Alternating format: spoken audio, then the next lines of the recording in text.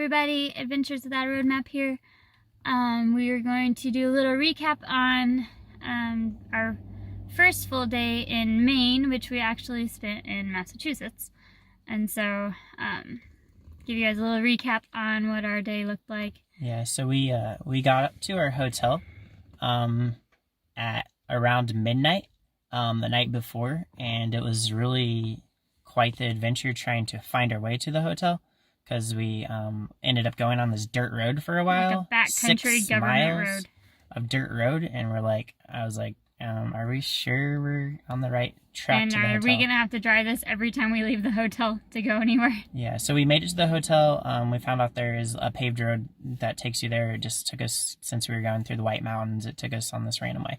But anyways, we ended up leaving our hotel at around 5:30 because we went on a whale watching tour.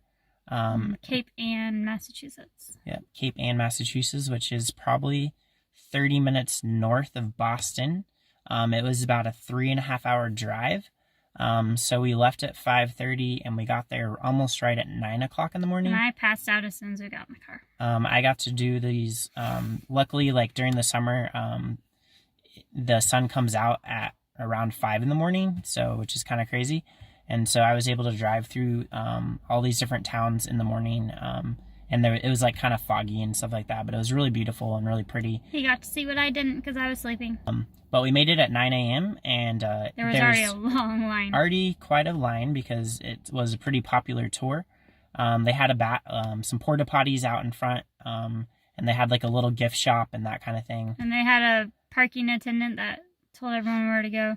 Yeah, so it was free parking. It's hard to find parking in that area because it's like a port area where all the ships kind of dock and leave, and there's lots of fishing boats there. And so luckily they have free parking with their tour. We actually found the tour on Groupon. That's how we figured out about it, and it wasn't too pricey or anything. We got there right around 9 o'clock. Got in line for it about 9:10 or so. We loaded or boarded the boat or ship about probably 9:40ish or so is when we got onto the ship or the boat. We ended up taking a back seat on the ship or on the boat, and you could take drinks and bags and that kind of thing as long as it wasn't alcohol or anything like bad, I guess. So trying to think of anything else you couldn't have. I don't know what else the rules were on it. I didn't see anything about food. Yeah, they had food for sale, so I'm not sure if you were supposed to bring your own food or not. I'll have to double check that one. But we were on the back of the boat. They had a top level, and then they had the front of the ship or front of the boat as well. And so we had the back of the boat, which you could still.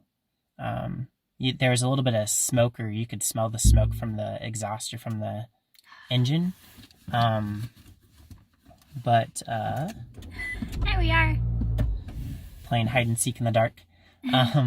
But other than that, I thought it wasn't like too loud or anything, and I liked getting to watch the back, like watching the waves come up from behind the boat and stuff. I thought it was a better view. Yeah, I thought it was cool, and then you could just kind of turn around, and it was kind of like the front of the boat once you got out into the ocean. And so as you were leaving, you saw like several lighthouses, and so you saw several lighthouses, just the shoreline and the city that we were in. It was really foggy though, so we could barely see anything when we left. Oh yeah, when you left you couldn't see much. We saw everything when we came back, but on the way out it was so foggy. It was not the best day to do whale watching because it was incredibly foggy, but... And I think they said that the harbor that we were at was like the oldest harbor in America, and so that was pretty neat too, just to know that there was a lot of history with it. And so whenever I thought of a whale watching tour, I thought maybe, we're just going to go like 5 miles on a boat or something. But apparently we went 20 miles from where we started at, and the boat went pretty fast. I was surprised by how fast it went too. Probably went, if I had to guess, I would judge like probably 40 miles an hour on the water. And so I was definitely not expecting that. And there was probably a good, I would say 100 or 150 people on the boat or ship, and so I was actually surprised by that many people being on the tour as well, because when Kate called, they told her that it was very close to being full as well. So we apparently didn't pick the best day to go since, like Kate said, it was kind of It's overcast super and kind of foggy. foggy. And so they said that's not an ideal day to try to find the whales because your visibility is not the best. So we went, the boat went about 20 miles out into the ocean, and we weren't sure like how far it was going to go, or it felt like longer than 20 miles. It was like a 45-minute ride out. Yeah, so we went about 45 minutes. There was bathrooms on the boat. I think 4 restrooms. People could walk around and that kind of thing. We as apparently well. sat in the smoking section of the boat, though, because that's where the worker and one of the guests decided to smoke, is in the corner right next to us, like 5 feet away from us. And so they did that twice on the boat, which wasn't the most fun because then the smoke drifted like right into our faces. So, I guess that was from us being in the back of the boat. We were probably just had bad luck that day. But so as we started, the boat kind of started off kind of slow, and then once it got out of like where all the other fishing boats were, it picked up speed and went pretty fast. And it was kind of following like some buoys, it looked like. And then there's also like lots of different like random spots where I think fishermen would put like lobster traps and stuff as well. And once we got to where they were looking for the whales, they had some like buoys that were like bait traps or something. I'm not exactly sure what that meant. And they said like they're also looking for being able to hear the sounds of the whales, but they didn't really explain how they and we were could in an hear area them and with stuff. like a lot of jumping fish, which was like some of the food that the whales would go after. So we weren't sure if there's like a channel like where all these fish kind of swim at, or if they put these different traps up over there where it attracts the fish in that area. If I had to guess, it was probably a channel of fish, and so then the whales would be following that channel because Yeah, that they would didn't be really teach us like how they knew where to look. because we figured that's going to be where they're going to get their fish at. It would be like a channel of where those fish are swimming. And so whenever we would kind of slow down in these spots where they said that they have seen whales in the past, because the whales are kind of like a little bit like pets for them, I guess, because they see the same whales like every year. And so they track, like all the different naturalists track them all the way up and down, like all the way to like Nova Scotia and down the coast. And so they all have like names for them, and they like kind of have followed these same whales for their whole lives. And so during the time that we were at, apparently they said they eat, what was it, like a million calories a day? Something like that. They eat lots and lots of fish. 2,000 pounds of fish a day or something. And then like apparently, where we were at in Massachusetts, is just where they have a lot of fish that they can eat. And then when they go down to breed, they go back down to like the Dominican Republic, and so that's where they're gonna be breeding at. Because the calves don't have as much flubber or whatever it's called to like keep themselves warm in the winter. And so the calves like have this warm, safe water where they can like learn how to be a whale and stay warm, and then they go back up north where there's more fish. Yeah, and so whenever so the boat would kind of slow down once it got to those spots where apparently there's a bunch of little fish jumping that, or they weren't little, I guess. There's a bunch of fish just jumping in different spots. And so they would kind of like, they would turn the boat off or have it like idling, not running quite as hard. And so then you're just kind of looking all around you to try to be able to spot a whale. And so they have some guides that are supposed to be educating us about the whales and stuff. They didn't really educate us a whole lot. They didn't come to the back of the boat at all, so I don't know. They were probably talking to the kids and stuff on the ship. I'm not really sure. So once we got to this point, we were all looking at these different spots. I think the first spot we ended up not seeing anything, and then the second spot we went to, we didn't see anything for a while.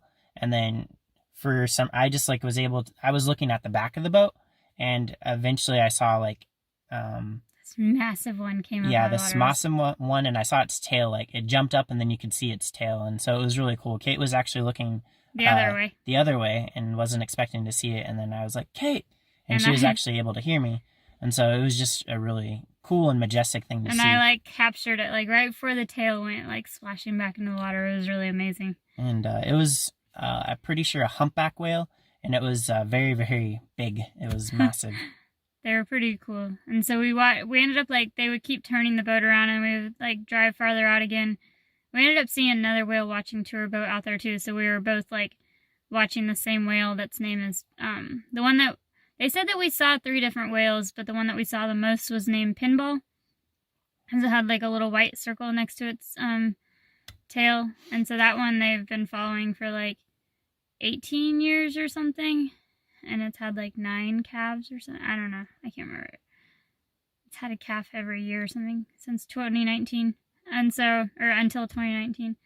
And so we watched that one as it was feeding at the time, they said, and so we would watch it coming out of the water and then diving back in. So that was really awesome. So it was pretty surreal seeing the whales out in the wild. Our tour was about 4 hours long, and like Kate mentioned, they would, once they saw a whale, we would like drive around it from different vantage points, and then the whale is very unpredictable, so it might like jump in one section and then it would like almost be on the other side of the boat later on, and that would be even with the captain of the boat like not steering it. So it was kind of unpredictable where it would jump out of the water at, or that kind of thing. But they were definitely feeding, and then apparently you could see it also be pooping in the water, so that was interesting. So apparently the water would just kind of change colors, and they could tell that it was pooping. Yeah, because the whale came up and then it was starting to go back in, and she's like, oh, it pooped. So that was cool. So they were definitely feeding there, and like Kate mentioned, they eat like a ton of fish per day. Apparently we saw 3 different types of whales. The one we focused on, 3 different humpback whales, but like 3 different ones. The one we saw the most was the last one, and like Kate mentioned, Pinball, and there was another ship that was also watching it at the same time as us, and so we kept kind of going back and forth, and we watched that one for a good 20 minutes or so. And so Kate got one pretty good photo where she was pretty close to the side of the boat. So I kind of stayed on the back of the boat just to kind of save our spot, and also because it was really unpredictable where it was going to jump out of the water. Because they came out in the back a few times. We actually saw it in the back when she said we were going to leave after we watched it one more time. We watched it about one more time, and then we started leaving, and James and I saw it again once more in the very back. So that was cool. It was the back of the boat. You could see to the left, the right, and the back. And the only thing I couldn't really see was like if it went way up to the front of the boat. And so whenever they would see it, they would treat the boat like a clock. And so they would say like at 10 o'clock. And so that would be the front of the boat would be 12 o'clock, and then it would just go clockwise. And so the side of the boat would be 3 o'clock, where the back of the boat would be 6 o'clock, and then the left side would be 9 o'clock. And so they would just say different times, and then you would be looking in that direction to spot the whale. And so there'd be a few times where Kate would be on the right side of the ship, and then it would be jumping on the left side of the ship. And so I should have just stayed in the back next to James. But Kate did get one spot where she got closer to the whale than what I got. But there were a few spots when the whale got really close to the back of the boat as well. And so yeah, so it was just really majestic and really cool to realize how big they were. And there was there was a sign at the very beginning of the boat tour that explained the types of whales that you might see in this area. And so there was 4 main types of whales that you would see. I don't remember all the different types. I just remember one of them was the size of 2.5 school buses, the size. And so we didn't get to see that type, but I thought that would be crazy. But apparently it's like the second longest or largest whale. And they see those sometimes around this area or in Massachusetts. And there was definitely saying like how a lot of the whales are starting to become endangered, or there's not very many of them left. And so that's definitely sad to see. And they talked about obviously trying to make sure that you're not littering and that kind of thing, and dropping in plastic. Taking care of our oceans, because there's a whole world that lives down there in the ocean. So like Kate said, it took us about 45 minutes to go there and back. And so on the way back, as we were leaving, I kind of fell asleep because we were both tired from driving. I drifted off a couple of times. And but then we could see the lighthouses better. It was definitely like cold when we were out there. Oh yeah. When I started, I had shorts on and just a t-shirt. And then I put on my coat eventually, and then I ended up putting on my hoodie, and I ended up putting on pants. So we also went on like kind of an overcast, kind of cloudy day. And so yeah, it definitely got cold out there. And it was really pretty weather when we got back. The back of the boat also kind of blocks the wind a little bit more. And so you're definitely still getting wind, but maybe not as much as if you're on the front. visibility was better on the way back because the fog lifted. The sun was starting to come out, and there are lighthouses that we passed you could pass by, and you could see the water hitting the shoreline, and it had like rocky shoreline in spots, and so that was cool. And then we saw a fishing boat coming in, and it had like what looked like 100 like seagulls following this fishing boat, and they were like waiting for him to like throw out stuff behind the knots. But then yes, that was basically our morning at Cape Ann. We definitely want to go back again when it's sunnier and try it again with a different weather. And we would do that boat tour again, or I wouldn't mind trying another boat tour also and seeing how the guides are different, or if the experience is any different. But this one was definitely a good one. It was definitely worth it. Got a really good price on Groupon, and so yeah, if you're ever in the Massachusetts area, definitely check out the Cape Ann Harbor whale watching tours. We definitely recommend it. So after the Cape Ann tours, we were going to stay in Salem because we had we were going to do a tour in Salem. So we will show you that in the next video. So go ahead and watch for part 2 of our day in Massachusetts. And we will tell you all about what we did right after the Cape Ann tour. So follow us for part 2. Bye guys. Bye.